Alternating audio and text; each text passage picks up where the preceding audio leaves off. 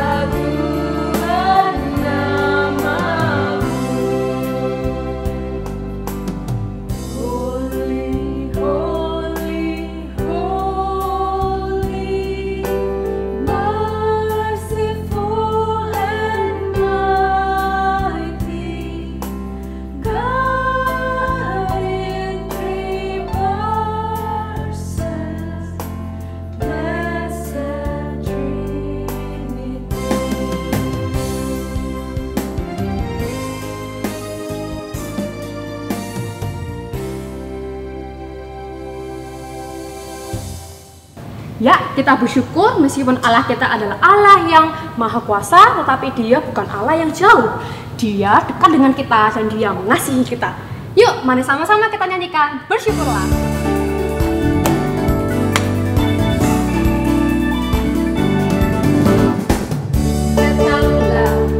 Baiknya dengan hati bersyukur ke dalam pelatarannya. Dengan apa? Dengan hati bersuka rasakan dan lihatlah betapa baiknya Tuhan bagi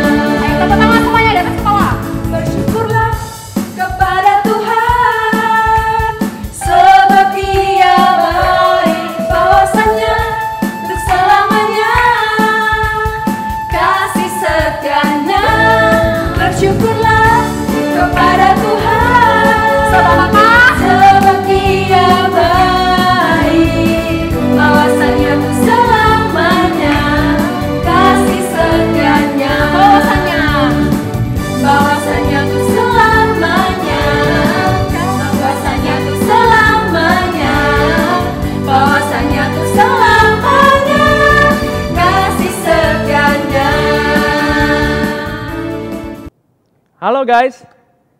Mari kita mempersiapkan hati kita sama-sama untuk berdoa. Yuk. Tuhan, terima kasih karena Tuhan memberikan diri sebagai satu-satunya jalan yang membawa damai, sejahtera, dan keselamatan. Dunia ini menawarkan kami banyak hal, tapi tidak ada satupun yang membawa damai yang sejati. Karena itu saat ini biarlah firman-Mu akan menolong kami untuk mengarahkan hati kami dekat kepada Tuhan, menyembah Tuhan, dan selalu bersyukur kepada Tuhan. Kami berdoa dalam nama Tuhan Yesus. Amin. Guys, apa kabar? Sudah sebulan lebih ya kita di masa-masa seperti ini. Kalian sehat-sehat ya? Good. Koko berharap kita semua tetap sehat. Karena kalau kita sakit, wow. Sakit itu repot banget dan gak enak banget. Kamu tahu gak apa yang paling dibutuhkan oleh seorang yang sakit? Ya, orang sakit yang pertama dia paling pengen sembuh. Dan yang kedua, kalau orang sakit selama dia dirawat, dia paling butuh apa? Kamu paling butuh apa kalau sakit? Kamu paling butuh didampingi sama orang-orang terdekat. Kamu gak pengen sendiri. Nah, maka teman-teman kita tahu betul di kondisi seperti hari ini ya. Betapa menderitanya jadi orang-orang yang mengidap virus corona. Kenapa? Karena satu, virus corona belum ada obatnya. Yang kedua, selama orang terkena virus corona, dia malah nggak boleh didampingi. Nah guys, ini kondisi yang sangat menyedihkan ya. Nah kita sama-sama hari ini akan merenungkan firman Tuhan tentang I am grateful. Aku adalah orang yang bisa bersyukur. Nah kita membaca sama-sama yuk dari Lukas 17 ayat 11 sampai 19. Buka firman Tuhanmu dan kita akan perhatikan firman Tuhan berikut ini. Koko akan bacakan bagi kita. Dalam perjalanannya ke Yerusalem, Yesus menyusur perbatasan Samaria dan Galilea. Ketika ia memasuki suatu desa, datanglah 10 orang kusta menemui dia. Mereka tinggal berdiri agak jauh dan berteriak, "Yesus, Guru, kasihanilah kami." Lalu Yesus memandang mereka dan berkata, "Pergilah, perlihatkanlah dirimu kepada imam-imam." Dan sementara mereka di tengah jalan, mereka menjadi tahir. Seorang dari mereka ketika melihat bahwa ia telah sembuh, kembali sambil memuliakan Allah dengan suara nyaring. Lalu tersungkur di depan kaki Yesus dan mengucap syukur kepadanya. Orang itu adalah seorang Samaria. Lalu Yesus berkata, "Bukankah ke-10 orang tadi semuanya telah menjadi tahir? Di manakah yang 9 orang itu? Tidak adakah di antara mereka yang kembali untuk memuliakan Allah selain daripada orang asing ini?" Lalu ia berkata kepada orang itu, "Berdirilah dan pergilah, imanmu telah menyelamatkan engkau." Nah teman-teman, guys, hari ini kalau ada seorang yang kena COVID, ya jangankan kena COVID, hari ini di tengah-tengah situasi seperti ini aja, kita ini sudah bagaikan orang yang terkena penyakit kusta. Nah kenapa? Karena pada hari ini ya, kita mau keluar aja, semuanya wajib pakai masker kan? Padahal ini bukan ketemu sama pengidap loh ya. Kita sama-sama jaga jarak, harus ada social distancing. Nggak boleh kurang dari 1 meter, minimal 1-2 meter ya kan. Terus kalau kemana-mana mau masuk ke wilayah tertentu, kita mesti dites nih pakai termogan. Kemudian kita nggak boleh saling berinteraksi secara fisik. Sebentar-bentar cuci tangan, bentar-bentar cuci tangan. Waduh, kita betul-betul jaga jarak. Dan apa-apa semua sekarang disemprot sama disinfektan. Itu kita sesama orang-orang yang masih belum tentu sakit loh. Bayangkan kalau orang yang sakit terkena virus corona. Apa yang terjadi pada mereka? Tadi di awal Koko tanya, apa yang paling dibutuhkan oleh orang sakit? Ketika orang sakit dan dia belum sembuh, dia paling butuh untuk dekat, didampingi sama orang-orang yang paling berkenan di hatinya. Tapi kalau orang kena COVID-19, waduh, boro-boro didampingi, dia harus dikarantina, nggak boleh berinteraksi dengan siapapun. Dan kalau bahkan ada orang yang jadi korban, meninggal dunia, bahkan tidak boleh ada yang melayat. Dan cara pemakamannya pun tidak seperti pemakaman orang pada umumnya. Nah guys, coba lihat, ini ada sebuah klip tentang, betapa merananya seorang ayah yang terpisah dengan anaknya yang baru lahir gara-gara virus COVID-19 ini.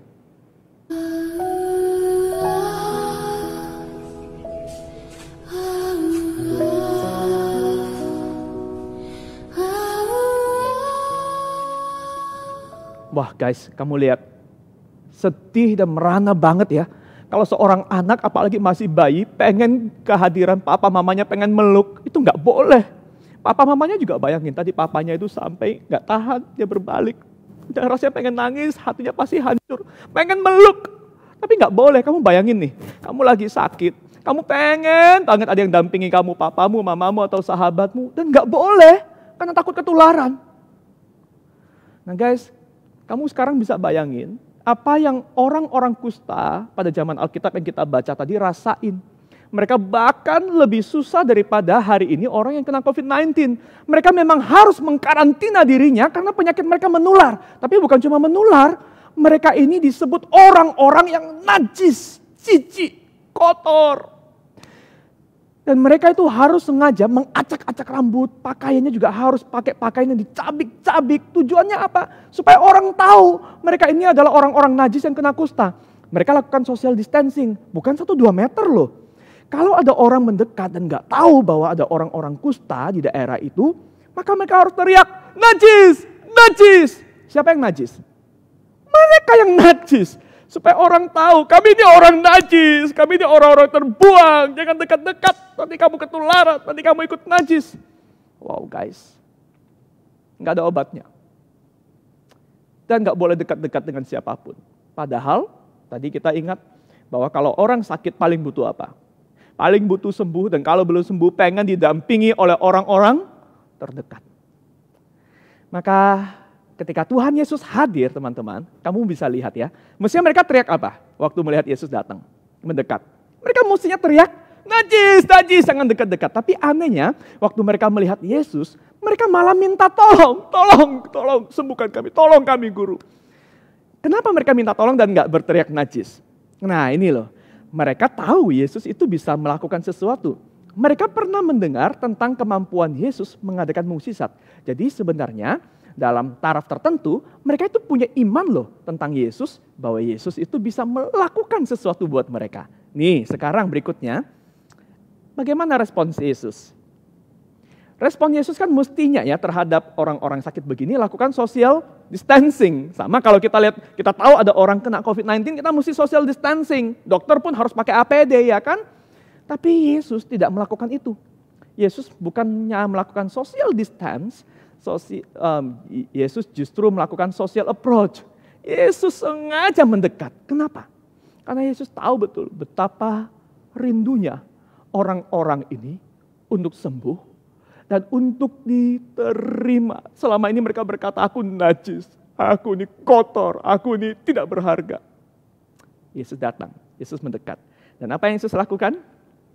Yesus berkata kepada mereka, kamu tunjukkan dirimu kepada para imam. Kenapa harus tunjukkan diri kepada imam? Waktu itu syarat kalau untuk mengkonfirmasi seseorang sudah sembuh, itu mesti cek ya kepada para imam. Kalau udah sembuh, oke kamu boleh pulang. Kalau hari ini orang yang kena COVID-19 mesti cek terus kan darahnya kan. Setelah konfirmasi negatif, pasti itu baru boleh pulang. Tapi kenyataannya mereka itu belum sembuh loh. Jadi masih sakit disuruh ketemu imam. Nah, kenapa mereka mau lakukan? Disinilah teman-teman mereka sebenarnya memang percaya bahwa Yesus itu bisa melakukan sesuatu. Mereka percaya, mereka beriman. Yesus bisa menyembuhkan, maka mereka go aja, berangkat aja. Nah cuman begini loh teman-teman. Setelah terjadi kesembuhan di tengah jalan, wah mereka betul-betul sembuh, mereka gembira sekali. Disinilah bedanya. Mereka mungkin percaya Yesus bisa melakukan sesuatu. Tapi tidak semua orang yang percaya kepada Yesus bisa melakukan sesuatu, itu sungguh-sungguh menyembah Yesus dan bisa bersyukur kepada Yesus. Maka tadi kita baca, orang-orang yang sembuh, 10 yang sembuh, tapi hanya 1 orang yang kembali. Semua sembuh, semua gembira, semua lega. Tapi 9 orang lupa pada Yesus. Hanya 1 yang kembali mencari Yesus dan tersungkur menyembahnya. Yang kembali menyembah Yesus adalah orang Samaria yang dianggap oleh 9 orang lainnya, orang Yahudi, bahwa dia ini bukan orang yang menyembah Tuhan dengan benar. Dia ini yang ternajis di antara kita yang sesama najis ini. Tapi kamu tahu, Yesus justru memuji iman orang ini. Nah, si orang Samaria yang kena kusta ini mendapatkan satu blessing yang dia tidak pernah duga.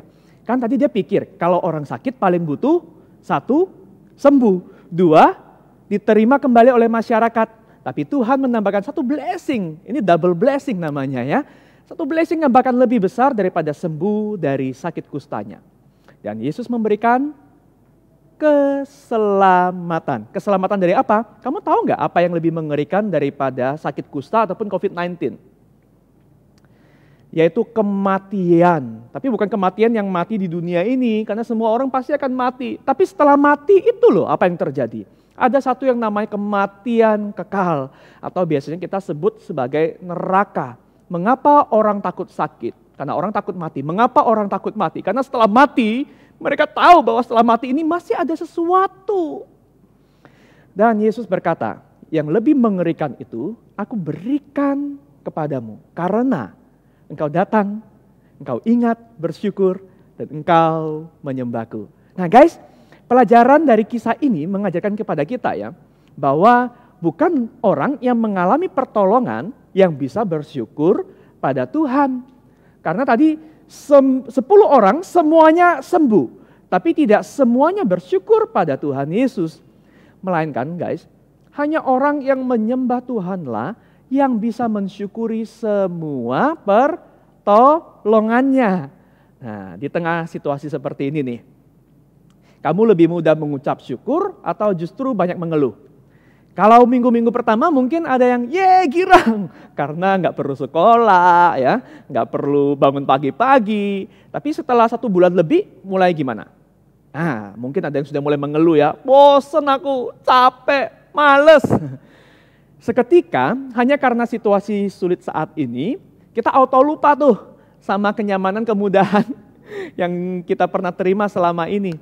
Kita lebih mudah untuk mengeluh. Ini loh salah satu contoh guys, bahwa bukan berkat Tuhan yang bisa membuat kita otomatis selalu bersyukur kepada Tuhan.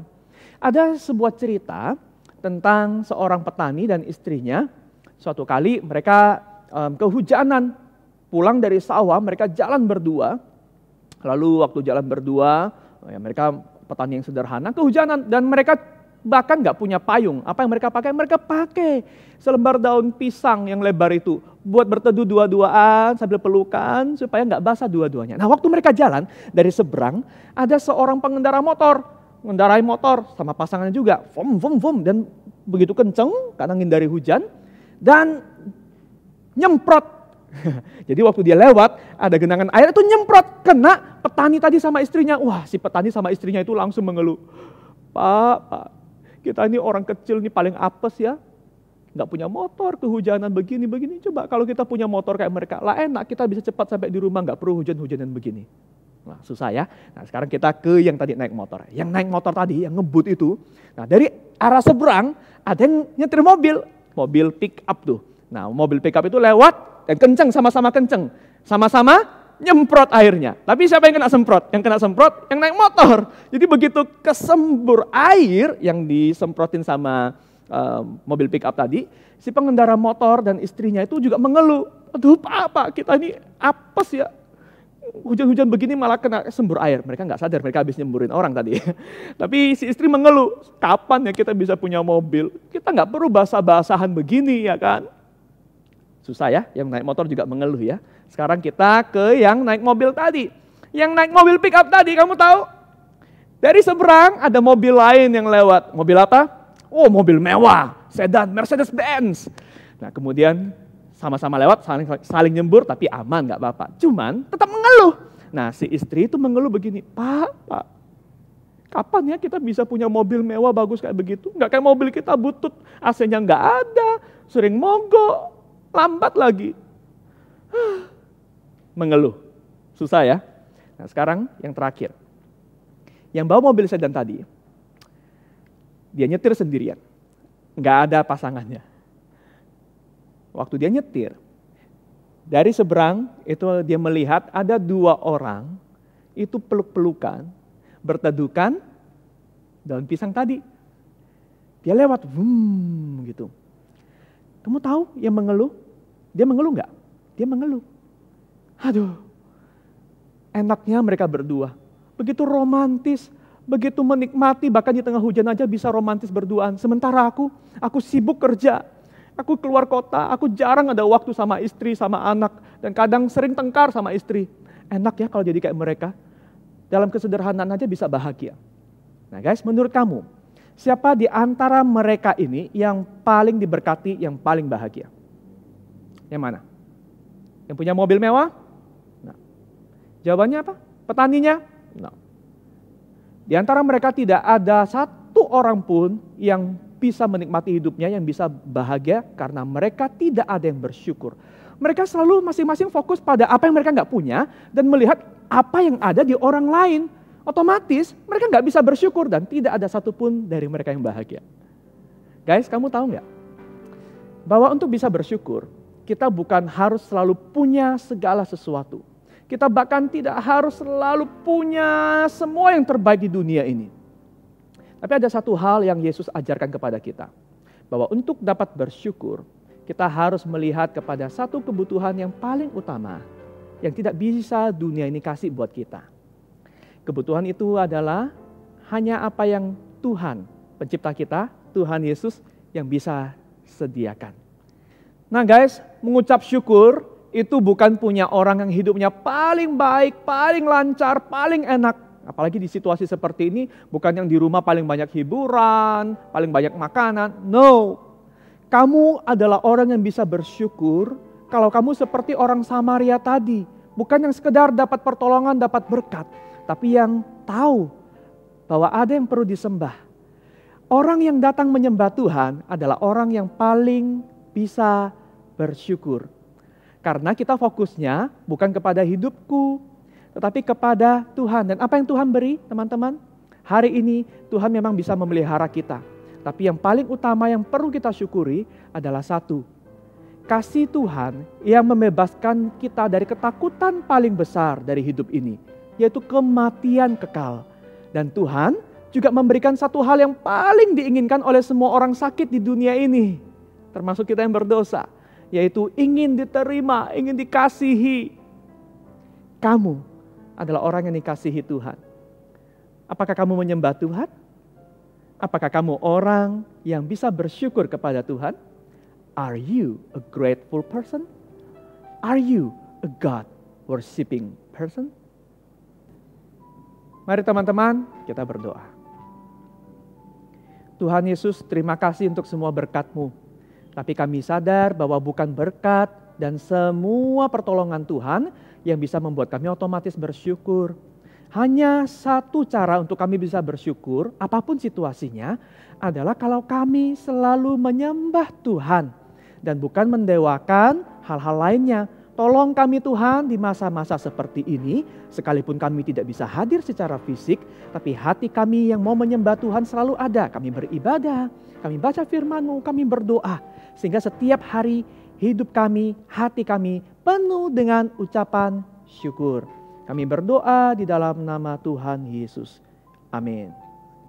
Nah guys, untuk ayat hafalan minggu ini, mari kita membaca bersama-sama dari 1 Tesalonika pasal 5 ayat 18. Dan ingat ini sepanjang minggu ini ya. 1 Tesalonika pasal 5 ayat 18, sama-sama kita bacakan.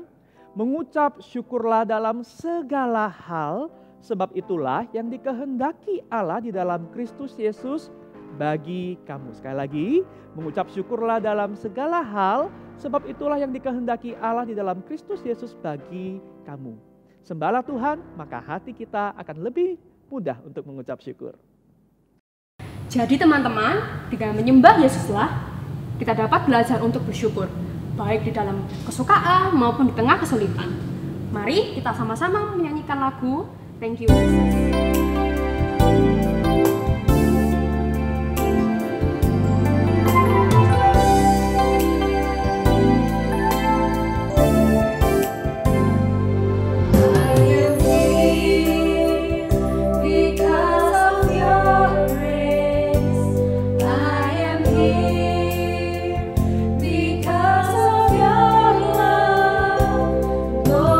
Jesus.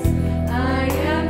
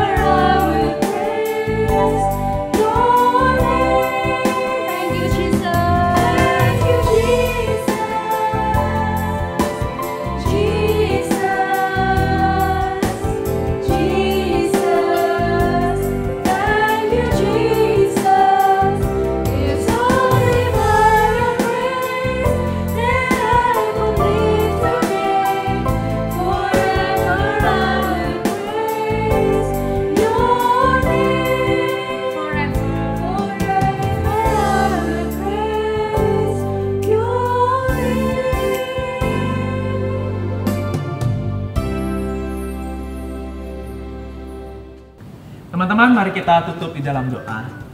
Terima kasih Tuhan untuk anugerah-Mu kepada kami. Ajarlah kami selalu untuk berfokus dan menyembah Tuhan, sehingga apapun yang terjadi, ketika kami dapat pertolongan, kami ingat Tuhan. Ketika hidup kami susah, kami dapat penghiburan dan kekuatan juga dari Tuhan. Terpujilah nama Tuhan, kami mengucap syukur dan berdoa dalam nama Tuhan Yesus. Amin. Baik teman-teman, sekian ibadah kita untuk minggu ini. Sampai berjumpa lagi di kebaktian Sekolah Minggu GKLN versi online.